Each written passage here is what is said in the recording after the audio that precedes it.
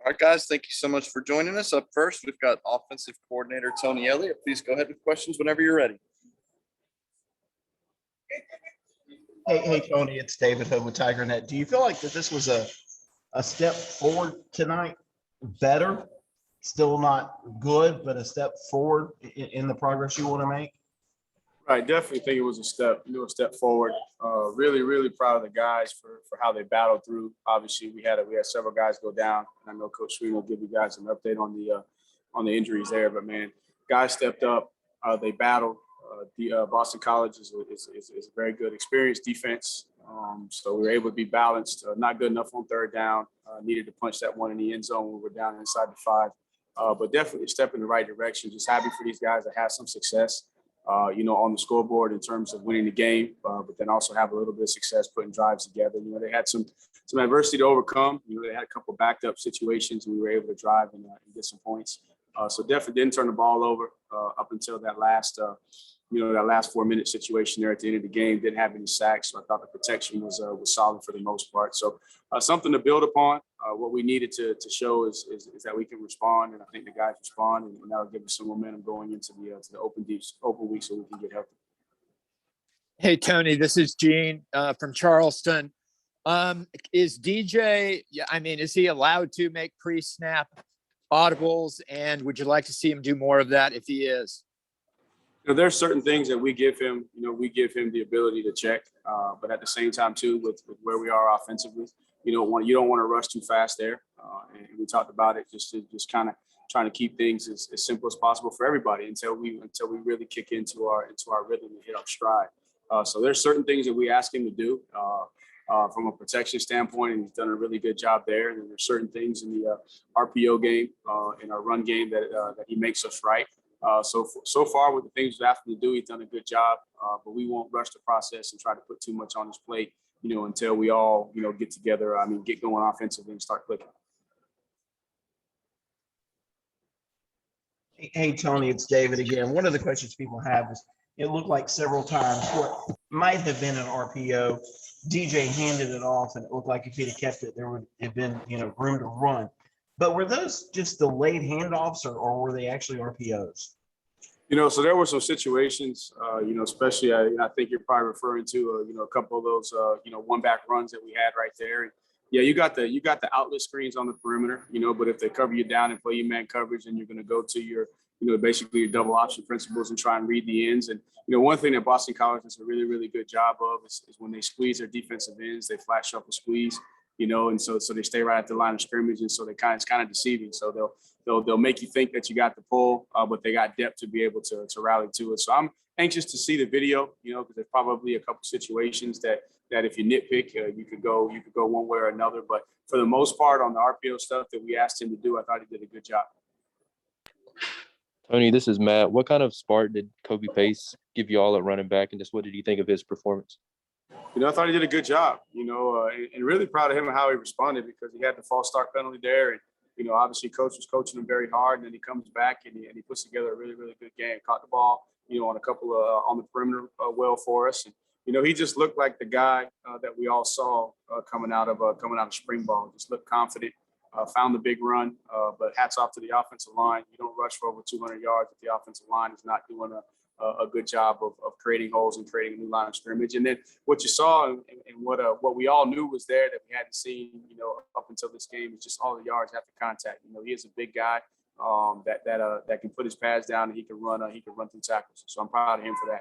And hopefully this is just encouragement to him and some motivation, and to keep pushing forward, because we're going to need him, to lead us down the stretch until Shipley gets back. Tony, this is Elliott, Rob Gilchrist, WCRS, 1450 AM, 98.5 FM. Another hard-earned win tonight. What are your thoughts on the game as a whole? How do you truly take a game like this one? And how big was, I know it's a special teams, but how big was BT Potter's performance tonight with his kicks, just kind of pulling that rope out of the Eagles' hands? No doubt. We'd like to score touchdowns. We have an indicator, and we want to be, upper 60s to low 70s in touchdown percentage when we go into the end zone, into the red zone. And so, he was able to make the kicks, and there were some drives where we weren't able to get the ball in the end zone. But overall, just proud of our guys, man. Just all that they've been through these first 4 weeks, and obviously the way they had a decision to make, they responded. We knew that BC is a really, really good football team, playing with a lot of confidence. They're 4-0, had a big win up at home the week before. So just proud of the guys' effort. I think what you're realizing about this football team is, man, they got the will to win. They got the passion, they got the fight, and we're just in a process of refining all the details. And once we're able to combine, the details with the passion and the fight, and I think these guys are going to explode. Coach, this is Justin Robertson with the Tiger Student Newspaper. Yes, sir. Earlier this week, you mentioned how DJ was a little bit antsy in the pocket against NC State. Did you see any improvements tonight in his confidence? From where I was at, it's tough for me to see all of that, because there's certain things that I'm looking at, from a defensive structure standpoint in between play calls.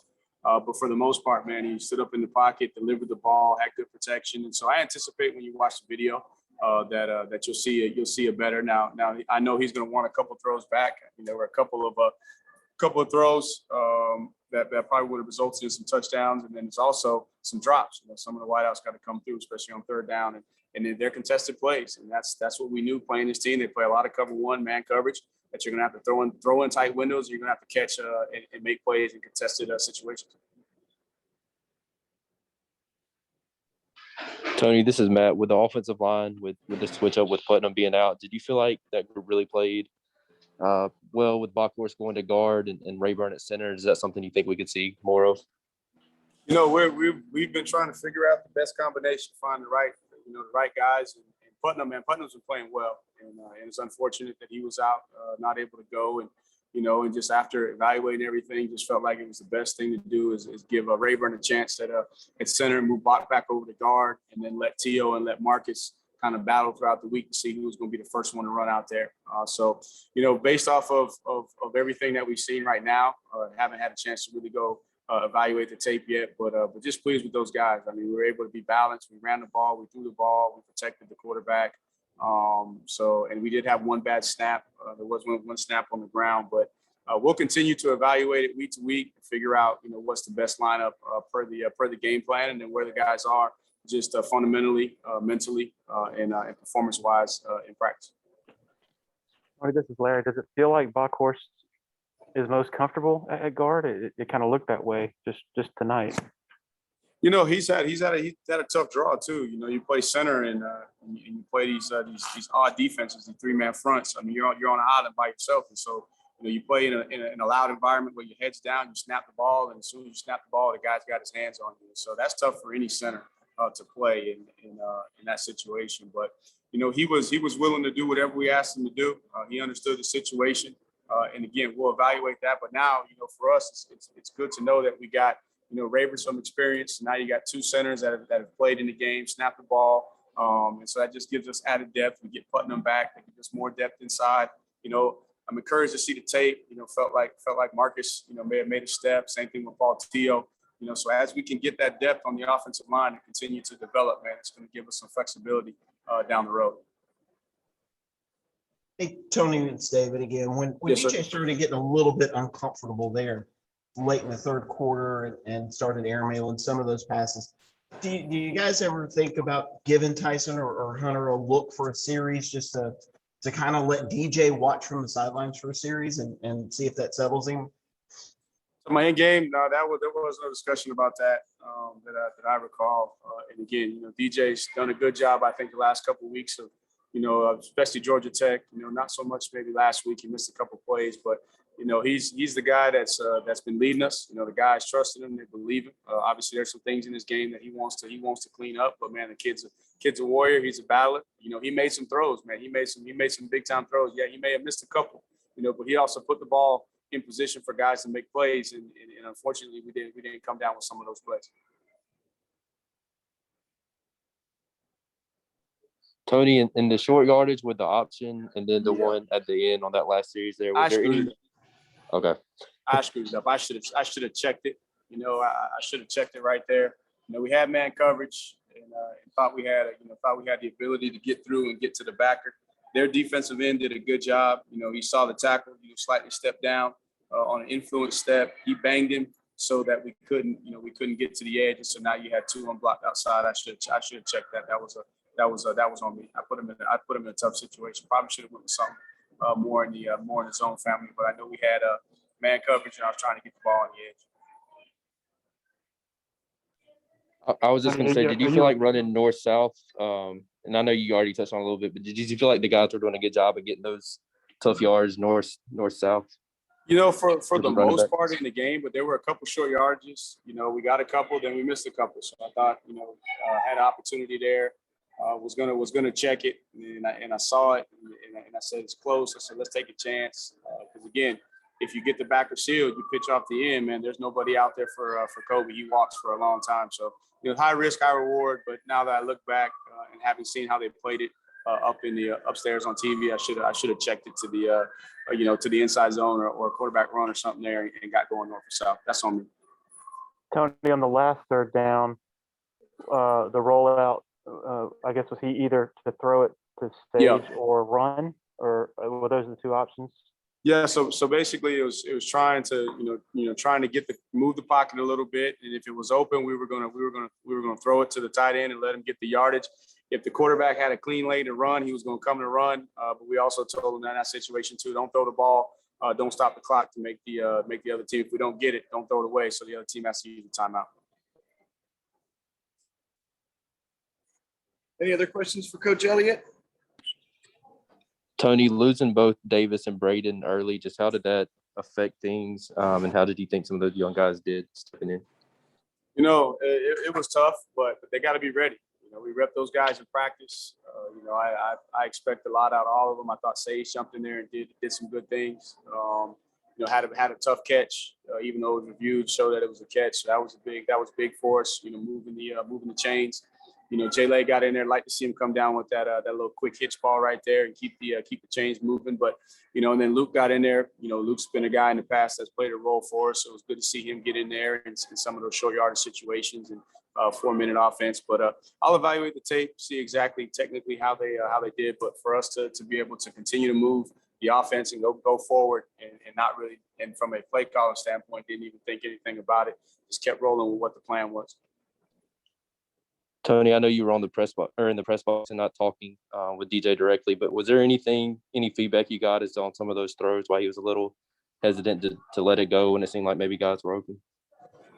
No, that's him and Coach Streeter communicating there. I didn't hear anything. If it's something big picture, Streeter will usually chime in and let me know something's going on. But it's just continue to work through those things, and obviously he's an instinctual player, so maybe he saw something flashed. He didn't like the timing. Something was off, and then we'll get back. After the weekend, get back together, evaluate it all, and figure out if there's something we need to improve upon or move forward. Last one for Coach Elliott. Tony, going back to the step forward, do you feel like the word for the next couple of weeks will be finished? Had the opportunity? Oh, no doubt. I mean, we just got to finish plays. We got to finish plays. We finished a couple of those plays. There's probably gonna be some touchdowns. We finished that throw right there to Bo for a touchdown. So definitely gonna be finished. I think the guys understand, how to practice, how to work. But we got to strain a little harder, all the way around just to be able to finish, the way that we want to finish, the way we're capable of. And again, it's just a process. Still got, some youth that we're going through. But I think our leadership, is doing a good job of trying to pull all those guys through the knot hole, and we'll focus on not just finish, but also just execution too. Just consistent execution from start to finish. Thank you very much, Coach Elliott. For you guys, Coach Venables has started in room 2. All right, thank you. Thanks, Tony.